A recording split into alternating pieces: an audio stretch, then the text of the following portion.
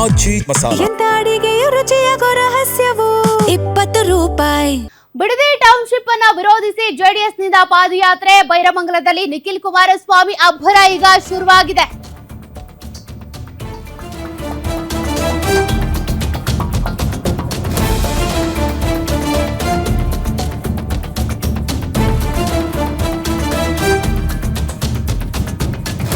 ಇನ್ನೇನು ಕೆಲವೇ ಕ್ಷಣಗಳಲ್ಲಿ ಪಾದಯಾತ್ರೆಗೆ ಜೆಡಿಎಸ್ ನಾಯಕರಿಂದ ಚಾಲನೆ ಸಿಗುತ್ತೆ.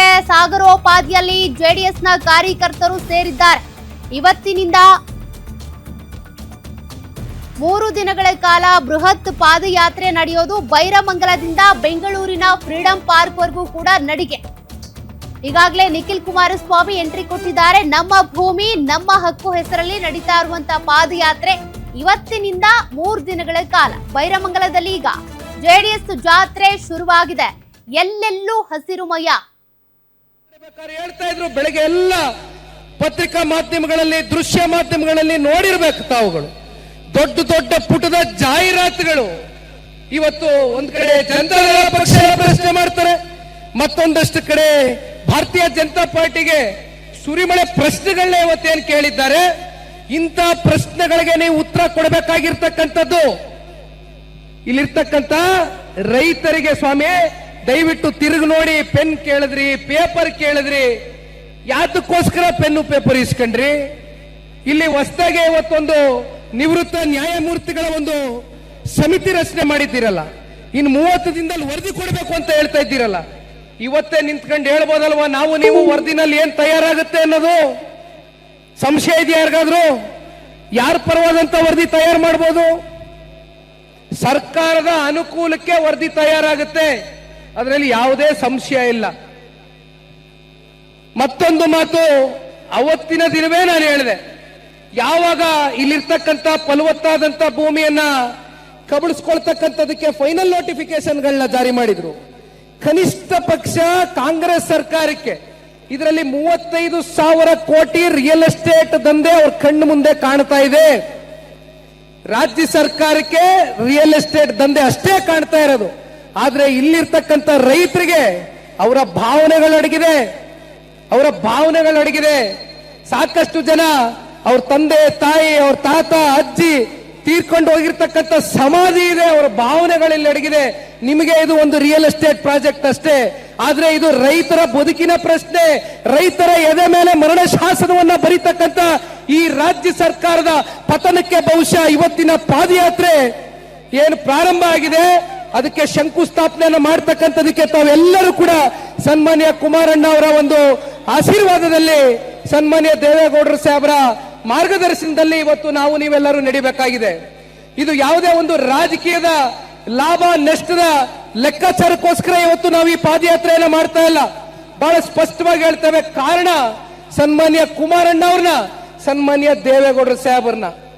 4 ದಶಕಗಳಿಂದ ಈ ಭಾಗದ ಜಿಲ್ಲೆಯ ಜನತೆ ಪಾಪ ಇಲ್ಲಿ ಇರ್ತಕ್ಕಂಥವ್ರು ಹೇಳ್ತಾ ಇರ್ತಾರೆ, ನಾವು ಈ ಜಿಲ್ಲೆಯಲ್ಲಿ ಹುಟ್ಟಿದೀವಿ ಅಂತಕ್ಕಂಥದ್ದು. ಯಾರು ಎಲ್ಲಿ ಹುಟ್ಟಬೇಕು, ಯಾವಾಗ ಈ ಭೂಮಿ ಬಿಟ್ಟು ಹೋಗಬೇಕು ಅಂತಕ್ಕಂಥದ್ದು ಆ ಭಗವಂತ ತೀರ್ಮಾನ ಮಾಡ್ತಾನೆ, ಅದು ನಮ್ಮ ಕೈಯಲ್ಲಿಲ್ಲ. ಆದ್ರೆ ಯಾವುದೋ ಒಂದು ಋಣಾನುಬಂಧ, ಯಾವ ಭಗವಂತ ಕುಮಾರಣ್ಣನಿಗೆ ರಾಮನಗರ ಜಿಲ್ಲೆಯಿಂದ ಅವರು ರಾಜಕೀಯವನ್ನ ಪ್ರವೇಶ ಮಾಡ್ತಾರೆ, ರಾಜಕೀಯವನ್ನ ಪ್ರಾರಂಭ ಮಾಡ್ತಾರೆ.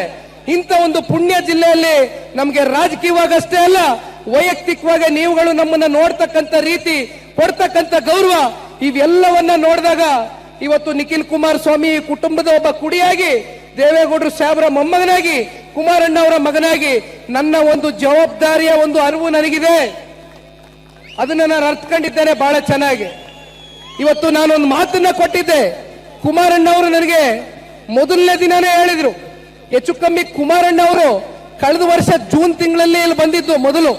ಅದಾದ 1 ತಿಂಗಳ ನಂತರ ನಾನು ಬಂದೆ. ಹಲವಾರು ಬಾರಿ ಬಂದಿದ್ದೇವೆ, ಹಲವಾರು ಬಾರಿ. ಹೆಚ್ಚು ಕಮ್ಮಿ ನಾವು 11 ಕಿಲೋಮೀಟರ್ ಬೈರಮಂಗಲದಲ್ಲಿ ಒಂದು ಪಾದಯಾತ್ರೆಯನ್ನ ಮಾಡಿದ್ದೇವೆ. ವಾಸ್ತವ ಸ್ಥಿತಿಯನ್ನ ಅರ್ಥಕೊಳ್ಳೋಣ, ನಡೀರಿ ಮಂಜಣ್ಣ ಹೋಗೋಣ. ಏನಿದೆ ವಾಸ್ತವ ಸ್ಥಿತಿ ಅಂತಕ್ಕಂಥದ್ದು? ಹೆಚ್ಚು ಕಮ್ಮಿ 6 ಲಕ್ಷ ಲೀಟರ್ ಬೆಂಗಳೂರಿಗೆ ಇವತ್ತು ಹಾಲನ್ನ ಸರಬರಾಜು ಮಾಡ್ತಾ ಇದ್ದೀರಿ. ರೇಷ್ಮೆ ಬೆಳಿತೀರಿ, ತೆಂಗಿದೆ, ಮಾವಿದೆ, 10 ಲಕ್ಷಕ್ಕೂ ಹೆಚ್ಚು ಗಿಡ ಮರಗಳ ಮಾರಣ ಹೋಮವನ್ನ ಇವತ್ತು ಮಾಡ್ತಕ್ಕಂಥದಕ್ಕೆ ಸರ್ಕಾರ ಪ್ರಯತ್ನ ಪಡ್ತಾ ಇದೆ. ಇಂಥ ಸಂದರ್ಭದಲ್ಲಿ ನಾನು ಪಾದಯಾತ್ರೆಯನ್ನ ಮಾಡಿದ ಕೊನೆಯ ಗ್ರಾಮ ಹೊಸೂರು ಗ್ರಾಮದಲ್ಲಿ ನಿಂತು ಮಾತನಾಡಬೇಕಾದ್ರೆ ಒಂದು ಮಾತನ್ನ ಕೊಟ್ಟೆ. ಅದು ಕುಮಾರಣ್ಣ ಅವರು ನನಗೊಂದು ಮಾತನ್ನ ಹೇಳಿದ್ರು, ನೋಡಪ್ಪ ಅಲ್ಲಿರ್ತಕ್ಕಂಥ ರೈತರಿಗೆ ನನ್ನ ಪರವಾಗಿ ನೀನು ಒಂದು ವಿಚಾರವನ್ನ ಮುಟ್ಸಿ ಬಾ ಅಂತ ಹೇಳಿದಂತ ವಿಚಾರ, ಕಾನೂನಿನ ಹೋರಾಟಕ್ಕೆ ಯಾವುದೇ ನೀವು ತೊಂದರೆ ತಗೊಳಕ್ ಹೋಗಬೇಡಿ, ನಿಮ್ಮ ಜೊತೆಯಲ್ಲಿ ನಾವು ಬಿಗಿಯಾಗಿ ನಿಲ್ತೇವೆ ಅಂತಕ್ಕಂಥದನ್ನ ಕುಮಾರಣ್ಣ ಅವರು ಕೊಟ್ಟಂತ ನನಗೆ ಆ ಒಂದು ಮಾತೇನಿತ್ತು ಅದನ್ನ ನನ್ನ ಮೂಲಕ ನಿಮ್ಮೆಲ್ಲರಿಗೂ ಕೂಡ ಒಂದು ಮಾತನ್ನ ಹೊಸೂರು ಗ್ರಾಮದಲ್ಲಿ ನಾನು ಕಡೆಯ ಗ್ರಾಮದಲ್ಲಿ ಭಾಷಣ ಮಾಡಿದಾಗ ಹೇಳಿದೆ. ಅಲ್ಲಿರ್ತಕ್ಕಂಥವ್ರು ಬಹುಶಃ ಹೊಸೂರು ಗ್ರಾಮದಲ್ಲಿ ಅತ್ಯಂತ ಹಿರಿಯಕರು ದೇವೇಗೌಡರು ಸಾಹೇಬರ ಸಮಕಾಲನವರು, ಅವರ ಮಗ ಯೋಗಿ ಅಂತ ಅನ್ಕೊಳ್ತೇನೆ, ಅವರು ಬಹುಶಃ ದಾಳಪ್ಪ ಅವರ ಮಗ. ದಾಳಪ್ಪನವ್ರನ್ನ ನಾನು ಭಾಷಣ ಮಾಡಿದ ನಂತರ ಹೋಗಿ ಅವ್ರನ್ನ ಭೇಟಿ ಮಾಡಿದಂತ ಸಂದರ್ಭದಲ್ಲಿ ಅವರು ಒಂದೇ ಮಾತನ್ನ ಹೇಳಿದ್ರು, ದೇವೇಗೌಡರು ಸಾಹೇಬರು ಇಲ್ಲಿ ಬಂದು ಮುದ್ದೆಯನ್ನ ಉಂಡಿದ್ದಾರೆ, ಹಿಟ್ಟನ್ನ ಉಂಡಿದ್ದಾರೆ, ಉಪ್ಸಾರನ್ನ ಸೌದಿದ್ದಾರೆ ಅಂತ ಒಬ್ಬ ಪುಣ್ಯಾತ್ಮನಿಗೆ ಒಂದು ಮಾತನ್ನ ಹೇಳಪ್ಪ, ದಯವಿಟ್ಟು ಈ ಭಾಗದ ರೈತರನ್ನ ಉಳಿಸಬೇಕು, ಈ ರೈತರನ್ನ ಉಳಿಸ್ತಕ್ಕಂಥದಕ್ಕೆ ಯಾರಾದ್ರೂ ಒಂದು ದಿಟ್ಟವಾದಂತ ಹೆಜ್ಜೆಯನ್ನು ಇಡ್ತಕ್ಕಂಥ ನಾಯಕ ನಮ್ಮ ಕನ್ನಡ ನಾಡಿನಲ್ಲಿ ಈ ಭಾರತ ದೇಶದಲ್ಲಿದ್ರೆ ಅದು ಸನ್ಮಾನ್ಯ ದೇವೇಗೌಡರು ಸಾಹೇಬರು ಅಂತಕ್ಕಂಥ ಆ ಹಿರಿಜೀವಿ ಹೇಳಿದಂತ ಮಾತು ಇವತ್ತಿಗೂ ಕೂಡ ನನ್ನ ಹೃದಯದಲ್ಲಿ ನಾಟ್ಕೊಂಡಿದೆ. ಹಾಗಾಗಿ ದಯವಿಟ್ಟು ನೀವು ಯಾರು ಧೃತಿಗೆಡಬೇಡಿ. ನಾನು ಇನ್ನೇನು ಹೆಚ್ಚಿಗೆ ಮಾತಾಡಲ್ಲ, ಮಾತಾಡಕ್ಕೆ ಇನ್ನೂ ಹಲವಾರು ವಿಚಾರಗಳಿದೆ, ಬೇಡ. ದೊಡ್ಡವರಿದ್ದಾರೆ, ಕುಮಾರಣ್ಣ ಅವರಿದ್ದಾರೆ, ಕುಮಾರಣ್ಣ ಅವರ ಮಾತುಗಳನ್ನ ಕೇಳಿ ಇಲ್ಲಿಂದ ಮತ್ತೆ ಅವರು ಡೆಲ್ಲಿಗೆ ಹೋಗ್ಬೇಕಾಗ್ತದೆ. ದಯಮಾಡಿ ನಾನು ಕೊನೆಯದಾಗಿ ಹೇಳ್ತಕ್ಕಂಥದ್ದಿಷ್ಟೇ, ಇವತ್ತೇನು 3 ದಿನಗಳ ಕಾಲ ನೀವೆಲ್ಲರೂ ಕೂಡ ತಯಾರಾಗಿ ಬಂದಿದ್ದೀರಿ, ರೈತರ ಪರವಾಗಿ ನಿಲ್ಲಬೇಕು ಅಂತಕ್ಕಂಥದ್ದು. ರೈತರ ಮಕ್ಕಳು, ರೈತರ ಅಸ್ತಿತ್ವದ ಒಂದು ಪ್ರಶ್ನೆ ಎದುರಾದಂತಹ ಸಂದರ್ಭದಲ್ಲಿ ನೀವೆಲ್ಲರೂ ಕೂಡ ಹಲವಾರು ಜಿಲ್ಲೆಗಳಿಂದ ಇವತ್ತು ಬಂದಿದ್ದೀರಿ ರೈತರ ಮಕ್ಕಳು. ಹಾಗಾಗಿ ನಮ್ಮ ಜೊತೆಯಲ್ಲಿ ನಿಂತು 3 ದಿನಗಳ ಕಾಲ ಕೊನೆಯವರೆಗೂ ಕೂಡ, ಯಾಕೆಂದ್ರೆ ನಮಗೆ ಸಾಕಷ್ಟು ಸವಾಲುಗಳು ಎದುರಾಗ್ತಾ ಇದೆ. ನಾನು ಎಲ್ಲವೂ ಕೂಡ ಇವತ್ತು ಬಹಿರಂಗವಾಗಿ ಹೇಳಕ್ಕಾಗೋದಿಲ್ಲ, ಅದು ಸನ್ಮಾನ್ಯ ಕುಮಾರಣ್ಣ ಅವ್ರಿಗೆ ಗೊತ್ತಿದೆ, ಅಶೋಕಣ್ಣ ಅವ್ರಿಗೆ ಗೊತ್ತಿದೆ.